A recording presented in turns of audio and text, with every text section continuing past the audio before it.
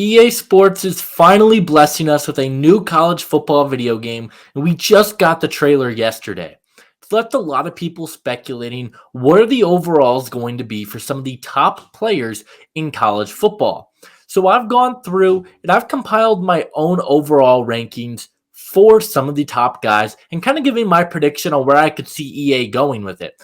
There's a lot more variety in college football. So there's going to be more 99s. There's going to be more 98s. It's just the way the game goes because the talent up at the top is just as good as NFL talent, but not necessarily down the board. So we aren't going through every player, obviously. We're going through some of the big names. If you guys enjoy this one, I will do a part two if the feedback on this is positive. So if you guys do enjoy, hit that like button, leave a comment on players you guys would want to see me talk about in the next one if you are interested. We've got 20 quarterbacks, 10 running backs, 20 receivers, followed by 10 edge rushers, 10 interior defensive linemen, and 10 cornerbacks / safeties, so secondary players. So let's go ahead and get right into it with the quarterbacks.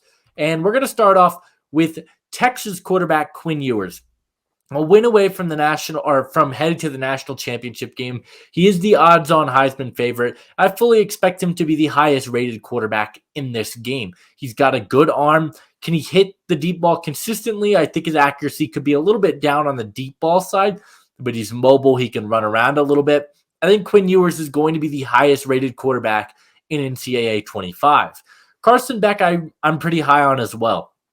Accurate with the football, can run a little bit. Doesn't have like a lot of elite athletic traits or anything necessarily, but I think he's going to grade out rather highly. I don't think we're going to have a 99 quarterback. You kind of look at Jalen Milroe, a guy who I could see being in this 90 range simply due to his dual threat ability. I think that's going to make him very intriguing. And honestly, a lot of these guys, like especially on the next slide with the quarterbacks, there's going to be some of these guys that are going to be some of the more fun quarterbacks to play with. But they aren't necessarily going to be like the best quarterbacks in the game. Milroe is going to be fast. He's going to have a good arm. He is going to be one of those guys you are going to want to use her in this game. And I'm excited about that. I think he could be around a 92.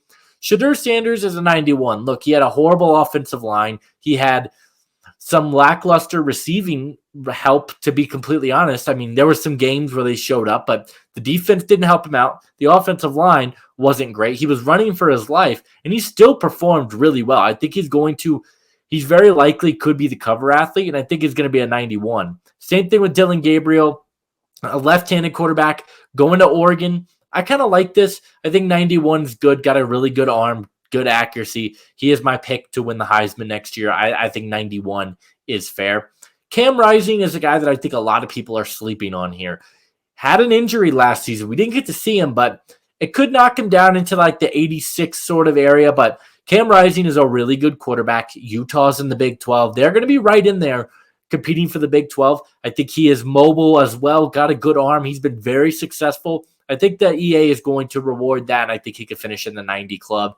Cam Ward, Drew Aller, kind of more of a prediction. Drew Aller especially, I'm not the highest on him, but I think Aller is going to get up into this 90 tier. He's smart with the football, doesn't turn it over very much. This is an offense that just doesn't use his skills the way that they should.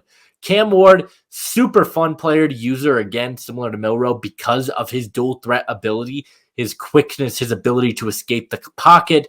Headed to Miami, initially declared for the NFL draft, headed to Miami, entered the transfer portal. I think he made the right choice. Miami has some buzz in the ACC.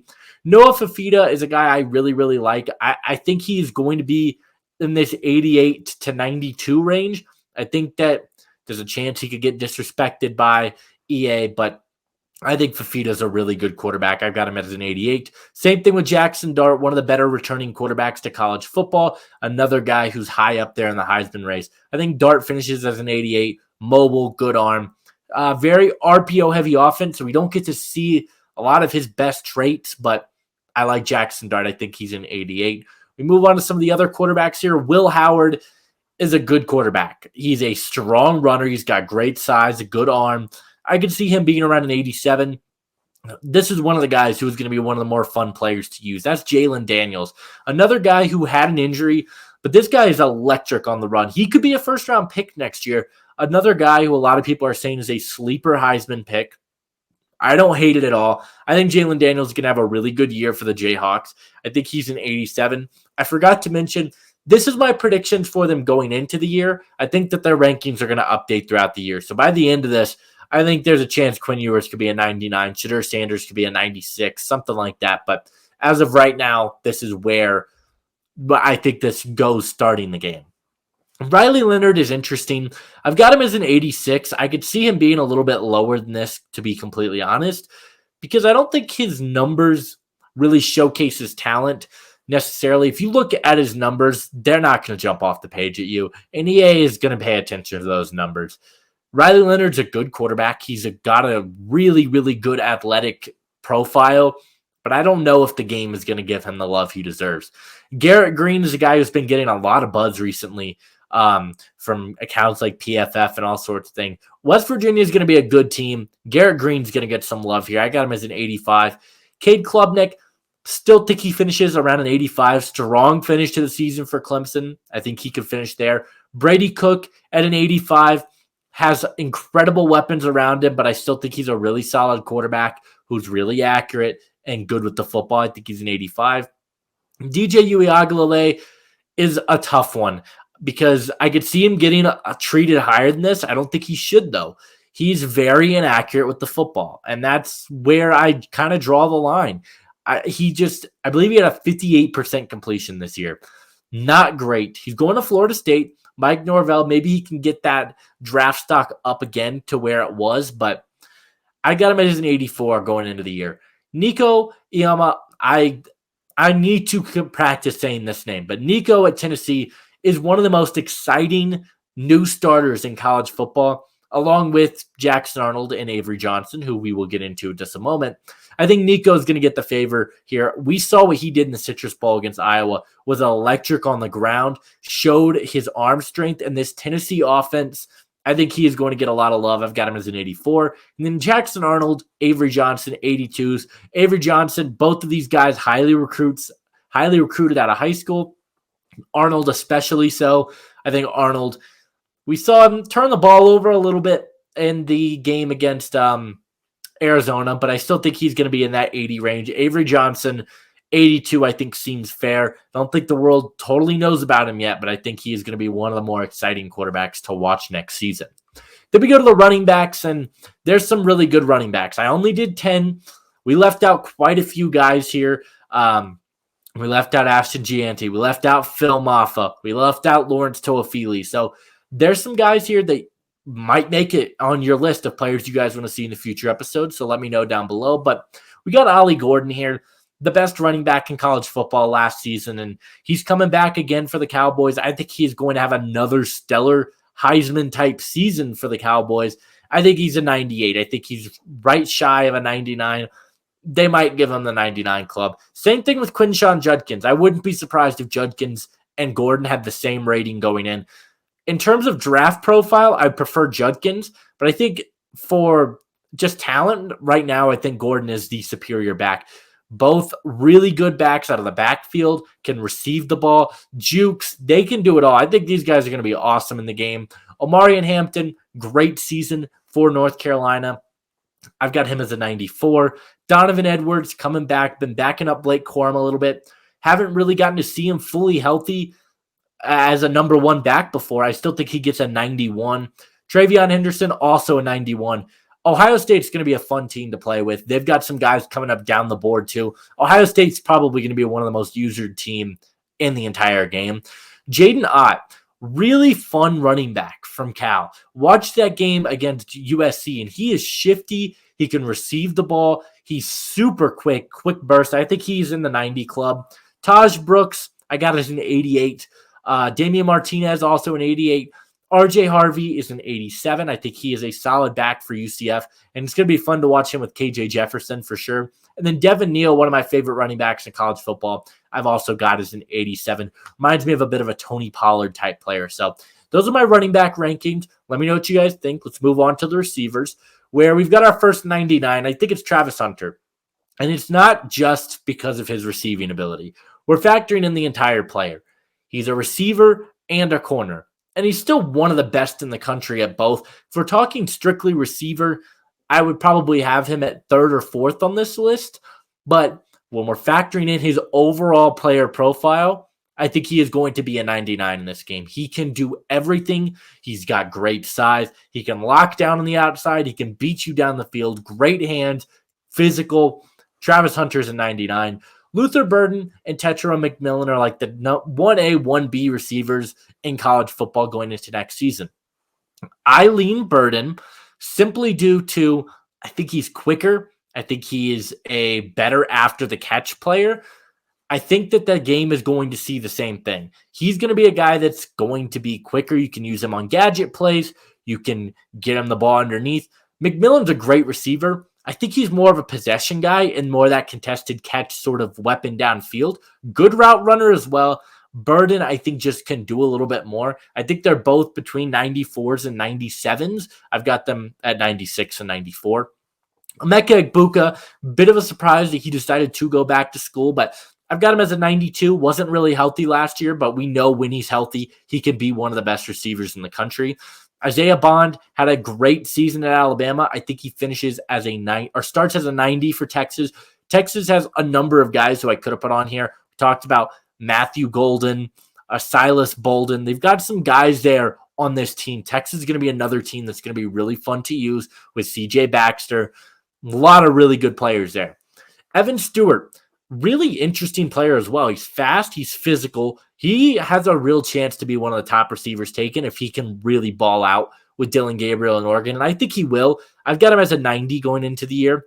Torrey Horton, I didn't want to show love to just the big guys. Torrey Horton, I think, is an 88 receiver. Colorado State has been not amazing, obviously, in the Mountain West, but Horton is one of the more fun receivers in the country. He's a good route runner. He's got incredible body control along the sidelines, good hands.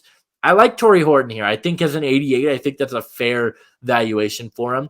Tez Johnson is an 88 as well. Deep ball threat, physical. I think that's a really good spot for him. Kevin Concepcion out of NC State, a guy that's been generating a lot of buzz going into next season. I've got him as an 87, as well as Trey Harris, who had one of the most ridiculous one-handed catches on the season. I've got him also as an 87. We go over to more receivers. Ricky White had some of the highest numbers in the FBS last year. I think he's an 88. I think he's a good receiver as well. Another guy who's just got a ton of yards. I've got him as an 88. Xavier Restrepo, what a name. I've got him as an 88 as well. Just another good receiver, reliable hands, and he's been very reliable for Miami and what's been a lackluster receiver room, to say the least. Colin Lacey, coming over from South Alabama, one of the more intriguing transfer portal pickups. I think he's an 87. Dominic Levitt, speedy guy, kind of a slot receiver. I could see him being an 87 as well. Caden Prather is one of the most underrated players in college football. If you don't know the name, go watch some of his tape on YouTube. Caden Prather is nasty. Ridiculous hands, really good speed. I think he could be a second-round pick next year. I really do. I really, really like Prather. I've got him as an 87. Juice Wells, 87, I think, is where I've got him. This one's tough because he didn't play last season. I think he played like 2 snaps. So I'm going off projection. He is a really good player when he's on the field, but I've got him as an 87. Antonio Williams is an 85. Clemson's receiving room has underperformed. I really like Williams, though. He's shown some good flashes. I've got him as an 85. Chris Brazzell, some people have compared him to Jordan Addison. Headed to Tennessee, transferring from Tulane. I've got him as an 85. Will Shepard, I've got him as an 84. And then Bo Collins, I've got as an 84 as well. Another transfer coming over from Clemson. So those are my receiver rankings. Let's go on to the defensive side of the ball, where we go into our edge rushers. James Pierce is a 99. James Pierce is the best edge rusher in the country, and I completely forgot to change Harold Perkins overall. It says 87. I don't think he's going to be an 87. I just noticed that. We'll get to Perkins. James Pierce had a 22% pass rush win rate according to PFF. He is an absolute monster, incredible size, just always in the backfield. I wouldn't be surprised if he hears his name called with the number 1 overall pick in the 2025 draft. He's unbelievable. I think he's a 99. Abdul Carter and Harold Perkins are both 94s. Why do I have Harold Perkins so low? Because as a freshman, he was unbelievable. He did take a bit of a step back in 2023, and his size, I think, is going to play a part into his position. They're going to probably have him as a linebacker, even though I don't think that's where he should be. He's an outside linebacker, but they're going to line him up as a linebacker because it's on the Madden engines. They can't figure this stuff out. And his overall is going to be dropped because of it. He's too small to be an edge, and he's going to get absolutely bullied against these offensive tackles. I've got him as a 94. Abdul Carter has been incredible for Penn State, one of their best edge rushers. I've got him as a 94 also. Princely Umanmielen, coming over from Florida to Ole Miss, really, really good athlete. I think he's a 92. One of the more fun, explosive edge rushers in this class. Elite bend. I think he could be an elite edge rusher for Ole Miss this season and try and help them get into the college football playoff. 2 Ohio State guys are returning in Jack Sawyer and JT Tuimoloau. I'm not the highest on Jack Sawyer. Good run defender. Still has some work to go as a pass rusher. I think 87 is fair. JT Tuimoloau, a similar deal. Not the highest on him. Really raw as a prospect, but the upside is certainly there. I think a 92 makes sense because he is really athletic, really explosive, powerful, good hands. I've got him as a 92. Michael Williams is a 90 for me. Had a good season at Georgia. Georgia's going to have some dogs on that offensive or that defensive side of the ball yet again. I don't even have Malachi Starks up here. He's probably a 97, 98 type of guy. I've got him as a 90. Josiah Stewart, I always love when I hear people have my name, so I always like to show those guys some love. I've got him as an 89. Was really, really good for Michigan this year. I think 89 is fair. BJ Green, one of the most underrated edge rushers, coming over. Transferred initially from Arizona State to Washington, then Kalen DeBoer left. He decommitted from Washington, ended up committing to Colorado. Love this move for the Buffs. I think he's an 89. He's explosive. He has a ton of pressures. He's going to be a beast. And then Trey Moore, one defensive player of the year in Conference USA, I want to say. Coming over to Texas from UTSA. He's going to be a really good pickup for them. I've got him as an 88. Into the interior. Mason Graham's a 98. I think you could talk about a 99. This guy was unbelievable for Michigan this season. We saw it in the national championship game. Was everywhere in that game, blowing up runs, rushing the passer. I've got him as a 98. Bear Alexander, USC's defense sucked, but Bear Alexander was a man amongst boys on that offense or that defensive line. Just dominating people. I got him as a 96. Nazir Stackhouse, I've got as a 95. Georgia's going to have some dogs. He's a space eater in the middle, good run defender, athletic, can rush the passer a little bit. I've got him as a 95. Tyleek Williams, really surprised he didn't go to the draft, in all honesty. I've got him as a 95 as well. I liked him better than his teammate Michael Hall, who's getting some draft buzz. Tyleek Williams is really, really good. Deone Walker from Kentucky, another guy that's been getting a lot of buzz. I've got as a 94. Walter Nolan, the 5-star transfer from Texas A&M to Ole Miss, I've got as a 93. Landon Jackson, talk about him as an edge. I think his size also transfers to the interior well. I've got him as a 90. Really fun player there. Howard Cross, Dante Corleone, both really solid interior guys who had it back again. I've got them both at 89s. And then TJ Sanders as well is an 88. Moving on to the final slide, and that's going to be our secondary rankings. We got 299s. We talked about Travis Hunter, but Will Johnson is right there with them. Will Johnson was the best corner in college football this season. Locked down everybody he guarded. Everybody. We'll talk about guys that lock people down. We're going to jump a spot. Benjamin Morrison. If you guys didn't watch what he did to Marvin Harrison Jr., the best receiver in college football, go back and watch that game. Morrison was a blanket in that game. Caleb Downs, big-time transfer from Alabama, was one of the best freshmen in the country. I got him as a 98. He's a safety. He was everywhere for the Crimson Tide. I wouldn't be shocked if he also makes the 99 club. Denzel Burke is a 94 for me. I like what he offers, size, speed. I think he's going to be a player that's going to be really good. Like I said, Ohio State has some really good players on both sides of the ball. Jabbar Muhammad, a 93, transfer from Washington, had a great season. Damani Jackson, I've got as a 90. I wouldn't be surprised if it's a little bit lower, like in the 84s to 86 range, but I like what he offers to Alabama. Hasn't really gotten his shine at USC. I still think he's got a lot of potential. Jahdae Barron headed back to school. It looks like I've got him as an 89. Jason Marshall had some ups and downs, but I ultimately have him as an 89. And then Kobe Bryant, I've got as an 88. So let me know, guys, which players did you guys agree with? What did you disagree with? Do you like this type of video from me? Would love to hear your thoughts down below. Leave a like, subscribe if you are new, and I'll see you guys in the next one. Adios.